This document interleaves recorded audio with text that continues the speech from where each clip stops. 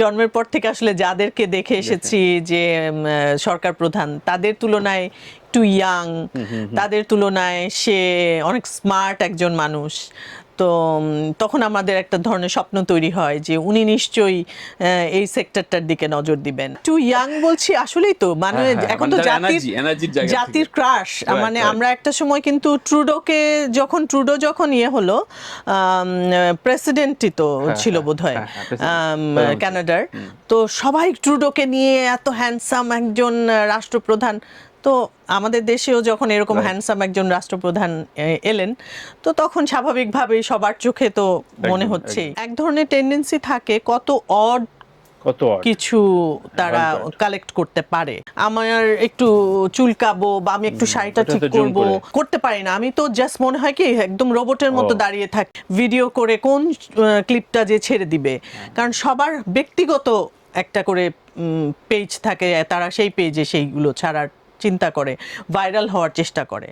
না, রেস্টুরেন্টটা আমার এখনো করতে চাই। আমার একটা কফি হাউস দেওয়ার খুব ইচ্ছা, খুব শখ যে আমি একটা কফি হাউস কখনো দিব।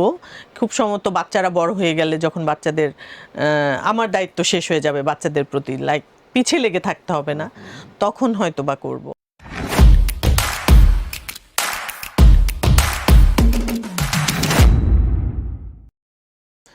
দীপা, খুব অকপট অ্যান্সার চাই। ধরেন শিল্পী জীবনে এমন হয় যে অনেক ভালো ভালো কাজ জনপ্রিয় হয়নি, একটু শ্যাডো ফ্যাক্টরি চলে গেছে। এরকম 2-3টা কাজের কথা বলবেন আপনার খুব কাজ করে ভালো লেগেছে, কিন্তু আসলে এটা গানের ক্ষেত্রে হয়, নাটকে হয়, সব ক্ষেত্রে হয়, আপনার কোনগুলো? আমারও বেশ কিছু নাটক, আমি হয় না যে কাজ করার সময় অনেক কষ্ট করে কাজটা করেছি বা খুব মনোযোগ দিয়ে করেছি, করার সময় খুব ভালো লেগেছে, এরকম কাজ ছিল। বদরুল আনাম সৌদের কিছু কাজ ছিল, মহুয়া নামে একটা কাজ ছিল, জীবনের এই স্বাদ নামে একটা কাজ ছিল, তারপর আমাদের এজাজ মুন্নার একটা নাটক ছিল সাক্ষী কুটুম। মানে আমি খুবই কষ্ট করে কাজটা করেছিলাম এবং ক্যারেক্টারটা খুবই সুন্দর ছিল। তখন ভেবেছিলাম যে এই কাজগুলো খুব মানুষ পছন্দ করবে, কিন্তু ওরকম খুব বেশি সাড়া হয়তো তখন পাইনি ওই নাটকগুলোর জন্য। কাজের সাড়া আর রিওয়ার্ডেড হওয়া, কোনটায় আনন্দ, মানে আকাঙ্ক্ষার জায়গা থাকে? রিওয়ার্ডেড হওয়াটাই আমার কাছে মনে হয় বেশি আনন্দের ব্যাপার থাকে, কারণ হয় না যে একটা সারা জীবন মনে থাকার মতো একটা ব্যাপার যে হ্যাঁ এই কাজটার জন্য আমি এই রিওয়ার্ডেড হলাম। বাংলাদেশি বোধহয় সিঙ্গেল নাটক, বোধহয় না, বাংলাদেশে সিঙ্গেল নাটকের একটা চল আছে। সিঙ্গেল নাটকে কোনো ধরনের জাতীয় স্বীকৃতি নাই, কিন্তু দীর্ঘ কয়েক হাজার শিল্পী কলাকুশলীরা এই ইন্ডাস্ট্রিতে কাজ করে। গানের ক্ষেত্রেও নাই, গান মানে ফিল্মে গান গাইতে হয়, ছাড়া কোনো ন্যাশনাল পাওয়া যায় না। কেমন লাগে? এটা কি কোনো দাবির জায়গা রাখে কিনা আপনার কাছে? না, অবশ্যই আমার কাছে মনে হয় যে মানে আপনার ন্যাশনাল পাইতে হলে সিনেমা করতে হবে। এবং অনেক শিল্পীকে আমি দেখছি যে ম্যাচিউর জায়গায় আমার সিনেমা একটা করতে হবে, কারণ আমার শোকেস সব ধরনের অ্যাওয়ার্ড আছে, ন্যাশনাল অ্যাওয়ার্ডটা নাই। এটা খুব বড় ক্রাইসিসের জায়গা। তারপর আবার ধরেন সিনেমাতেও অনেক ছোট ছোট ক্যারেক্টার করে, দিনের পর দিন, বছরের পর বছর, যুগের পর যুগ করে যায়, কিন্তু কখনো ন্যাশনাল অ্যাওয়ার্ডের বা কোনো রকম কোনো অ্যাওয়ার্ডের মধ্যে তারা পড়ে না। এটাও তো আসলে অনেক বড় একটা কষ্টের ব্যাপার আমার কাছে মনে হয়।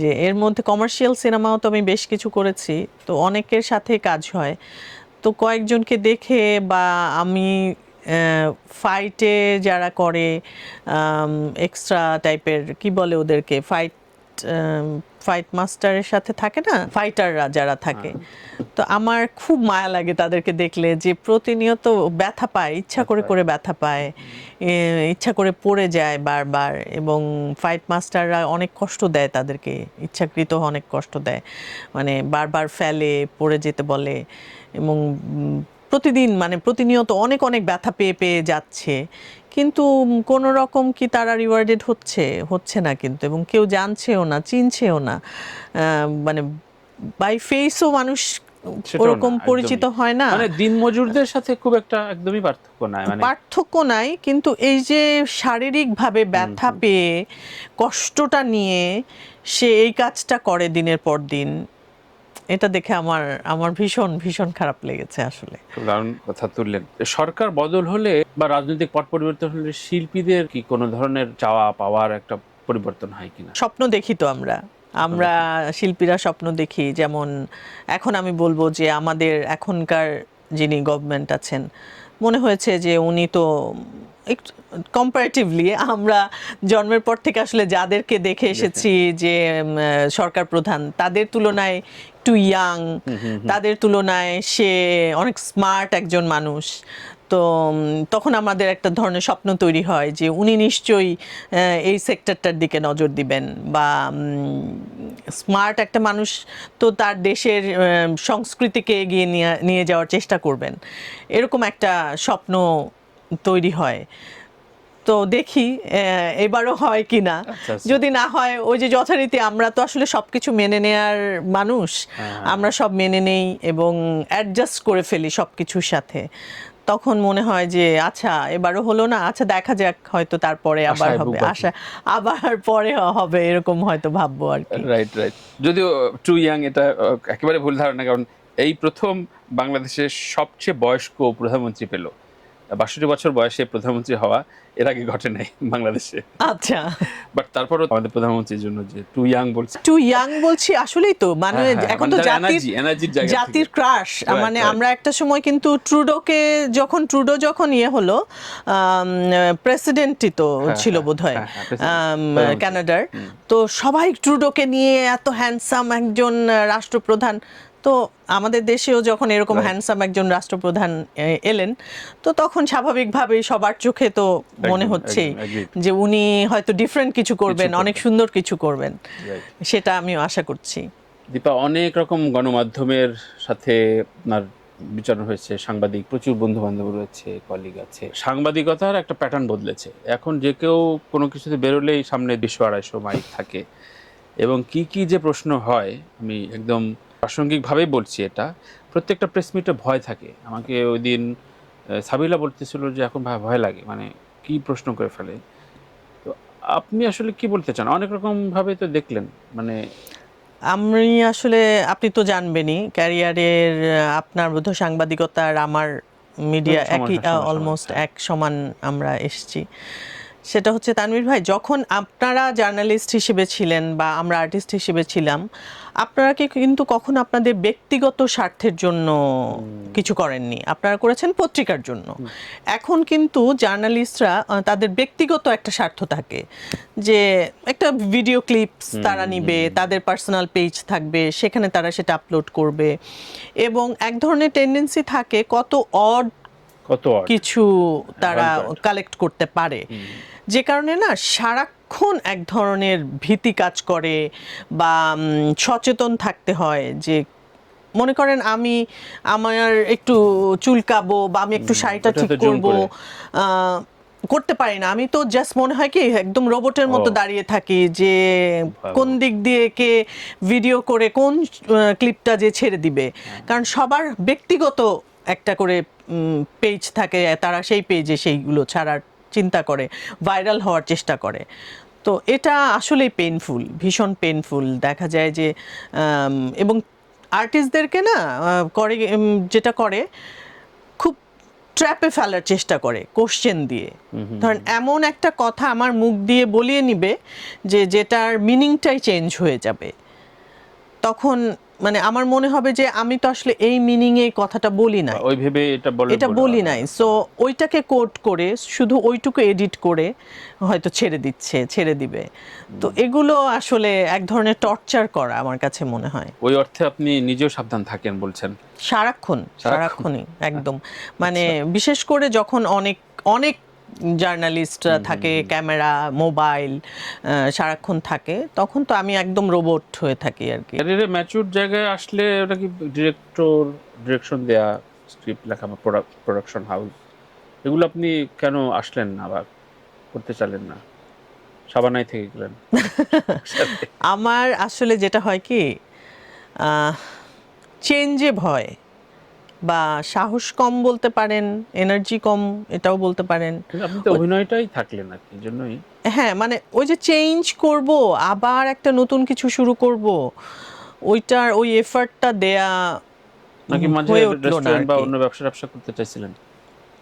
না, রেস্টুরেন্টটা আমার এখনো করতে চাই। আমার ও চান? একটা কফি হাউস দেওয়ার খুব ইচ্ছা, খুব শখ আচ্ছা। যে আমি একটা কফি হাউস কখনো দিব। খুব সম্ভবত বাচ্চারা বড় হয়ে গেলে, যখন বাচ্চাদের আমার দায়িত্ব শেষ হয়ে যাবে বাচ্চাদের প্রতি, লাইক পিছিয়ে লেগে থাকতে হবে না, তখন হয়তো বা করবো। এরকম একটা ইচ্ছা আছে। আর অ্যাক্টিংটা করতে চাই, ওই যে বললাম যে অ্যাক্টিংটা তখন আর ভাল লাগে না যখন দেখা যায় অনেক রাত হয়ে যায়, সবাই এত রাত করে, তারপরে এখনো পর্যন্ত পরিবেশটা মানে কমফোর্টেবল পরিবেশটা ডিরেক্টররা ভাবে না যে আর্টিস্টদের জন্য একটা কমফোর্টেবল পরিবেশ লাগে, তার একটা কমফোর্টেবল জায়গায় বসবে, একটা তাদের ক্লিন ওয়াশরুম লাগবে, তাদের একটু খাবার লাগে, বা যেখানে বসবে অ্যাটলিস্ট আমাদের মতো গরমের দেশে একটা ফ্যান লাগে বা একটা এসি লাগে। এখনো পর্যন্ত আমাদের কিন্তু বাজেট অনেক বেড়েছে এখন, কিন্তু আপনি জানেন কি না তানভীর ভাই, আমাদের কিন্তু আমরা একটা সময় 2 লাখ 3 লাখ টাকা আমরা নাটক করতাম, এখন কিন্তু আপনি জানেন কি 30-35 লাখ টাকায়ও নাটক হয়।